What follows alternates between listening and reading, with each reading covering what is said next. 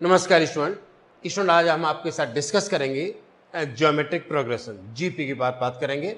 GP से पहले आपने एपी को कर रखा हो, यदि एपी नहीं कर रखी है तो पहले आप एपी कर लें। और एपी के यहाँ पर वीडियो दे रखे हैं, यहाँ पर आई का आइकॉन बना हुआ है, इस पर क्लिक कर आप एपी को देख सकते हो। जीपी के क्वेश्चन भी आप यहाँ पर देख सकते हो।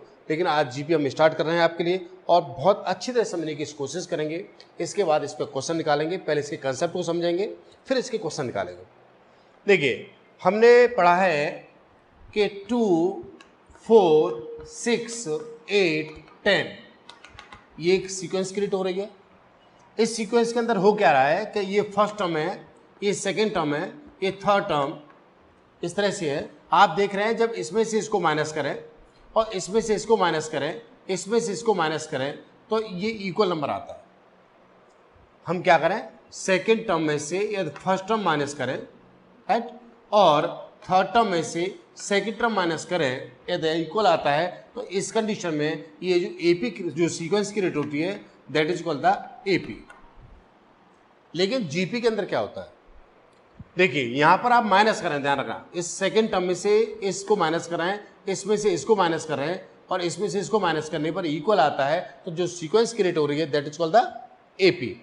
पर ऐसा कहीं पर ऐसा हो रहा हो कि यहाँ 2 आ रहा हो, फिर यहाँ 4 आ रहा हो, और फिर यहाँ 8 आ रहा हो, और यहाँ पर 16 आ रहा हो, यहाँ पर 32 आ रहा हो, एंड सो ऑन। यहाँ पर क्या हो रहा है, यहाँ पर ये हो रहा है कि इस नंबर को, सेकंड नंबर को फर्स्ट से डिवाइड करें, सेकंड टर्म को फर्स्ट से डिवाइड करें और इसको इससे डिवाइड करें, ठीक है, और इसको इससे डिवाइड करें तो इक्वल आ रहा है। ध्यान रखें, यहाँ पर माइनस करने पर इक्वल आ रहा है। एपी के अंदर सेकंड टर्म को फर्स्ट टर्म से माइनस करें, सेकंड टर्म को फर्स्ट टर्म से माइनस करें, थर्ड को सेकंड से माइनस करें, यदि इक्वल आता है तो ये जो सीक्वेंस बनेगी that is called the AP. पर जीपी के लिए क्या होता है कि आप इस सेकंड टर्म में, ये सेकंड टर्म में ध्यान रखना, ये सेकंड टर्म है, ये फर्स्ट टर्म है और ये थर्ड टर्म है। यदि आप सेकंड टर्म को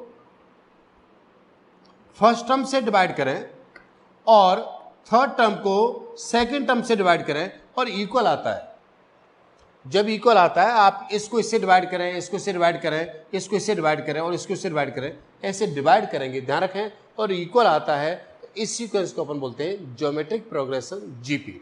समझ गए कि जीपी और एपी में अंतर क्या होता है। एपी में तो सर माइनस होता है, इसमें से इसको माइनस करना होता है, और यहाँ पर सेकेंड टर्म को फर्स्ट टर्म से डिवाइड करना होता है। इस नंबर को इससे डिवाइड करें, इसको इससे डिवाइड करेंगे और इक्वल आता है, तो सीक्वेंस क्या मानी जाती है, जीपी मानी जाती है। ठीक है, आप समझ गए होंगे। और ये जो रेशियो आता है इसे बोलते हैं हम common ratio, common ratio. Generally student हम इसे आर से रिप्रेजेंट करते हैं। मान के चले हमारे पास फर्स्ट टर्म ए मान के चले, ठीक है, और कॉमन रेशियो, ध्यान रखें, कॉमन रेशियो CR लिख रहा हूं, ये ए लिखा जाए तो जीपी कैसे बनेगी, जीपी बनेगी, ध्यान रखना स्टूडेंट, कि पहला टर्म जो ए बन जाएगा, अगला जो टर्म है वो क्या हो जाएगा, AR आ जाएगा, और इससे अगला जो टर्म आएगा वो AR² आएगा। आप देख रहे हैं कि जब इसमें इससे डिवाइड करेंगे तो R आ जाएगा, इसको इससे डिवाइड करेंगे तो भी R आ जाएगा, है ना, और इससे अगला जो टर्म आएगा वो AR³ आएगा, एंड सो ऑन। ठीक है, अब आप जरा देखिए कि यहाँ पर जब हम फर्स्ट टर्म ले रहे हैं तो हमारे पास A है, जब हम सेकंड टर्म ले रहे हैं तो हमारे पास क्या कंडीशन है, यहाँ पर R⁴ 1 है, सेकंड टर्म पर ध्यान रखिए, यहाँ 2 है तो यहाँ पर 1 है। जब मैं थर्ड टर्म ले रहा हूँ तो देखिए यहाँ पर थर्ड टर्म ले रहा हूँ तो यहाँ पर 2 है, यहाँ पर फोर्थ टर्म आ रहा है तो यहाँ पर क्या आ रहा है, ये 3 आ रहा है। लेकिन मैं पूछूं, बताइए इसका nth टर्म क्या होगा, क्या बोले आप, nth टर्म क्या हो जाएगा। सर देखो ए तो सब जगह एक जैसा ही है ना, ए आ गया, लेकिन आर की पावर जो है वो इससे कम हो जाएगी, आर की पावर क्या हो जाएगा, n-1, ठीक है ना। तो आप कह सकते हो कि nth टर्म ऑफ जीपी आप कैसे लिख सकते हो, ये लिख सकते हो AR⁴n-1। बात में आ गई, जीपी का nth टर्म में आपको निकालना हो तो क्या होगा, A × R⁴n-1। मान के चले हमारे पास ये सीक्वेंस था 2, 4, 8 एंड सो ऑन।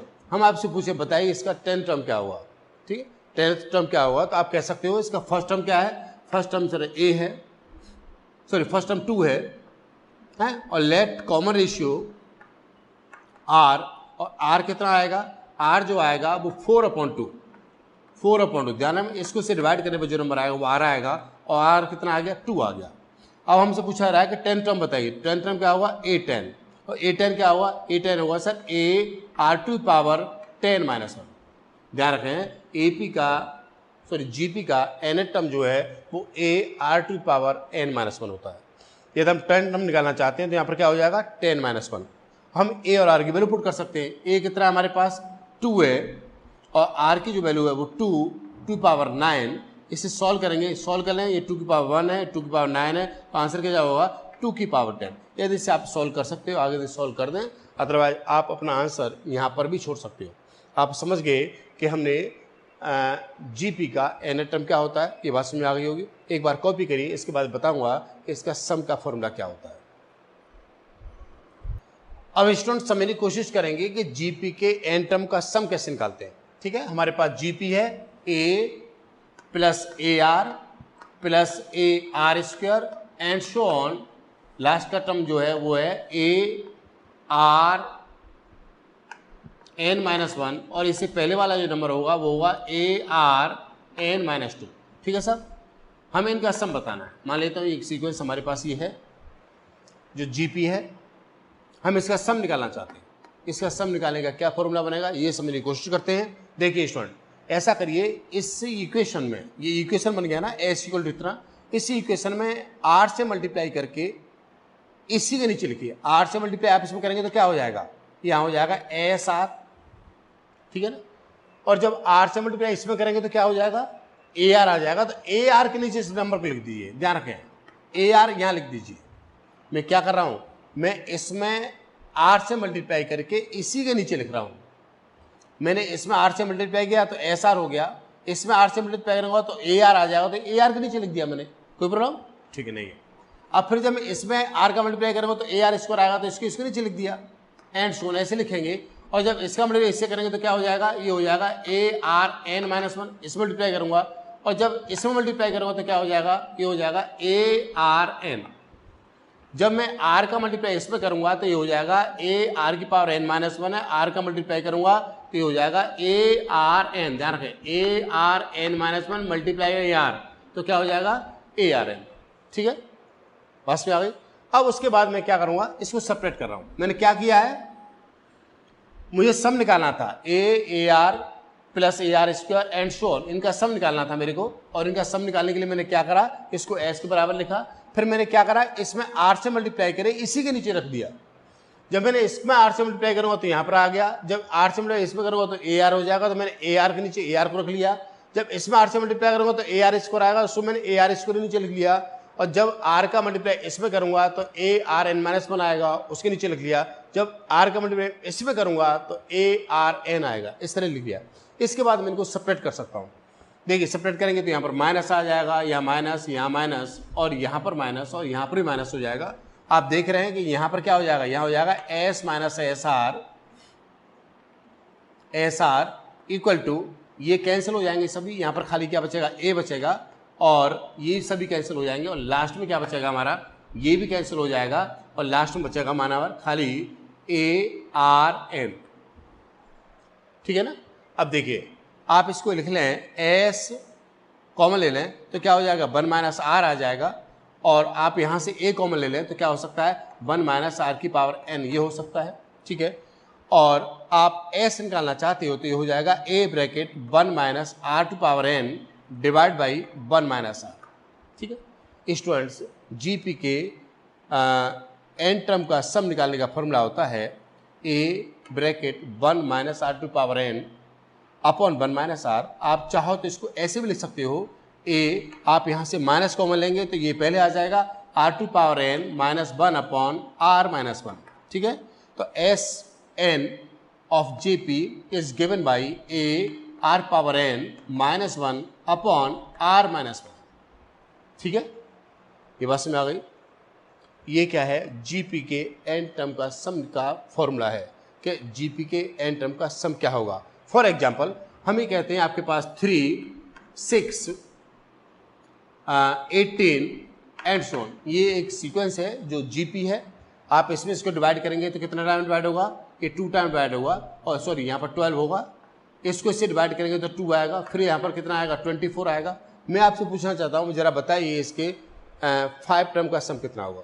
ठीक है, 5 टर्म का सम होने का मतलब है कि इन सबको जोड़ें तो यहाँ पर कितना हो जाएगा 48 हो जाएगा। मेरा क्वेश्चन है कि इन सभी को ऐड करने पर क्या आएगा।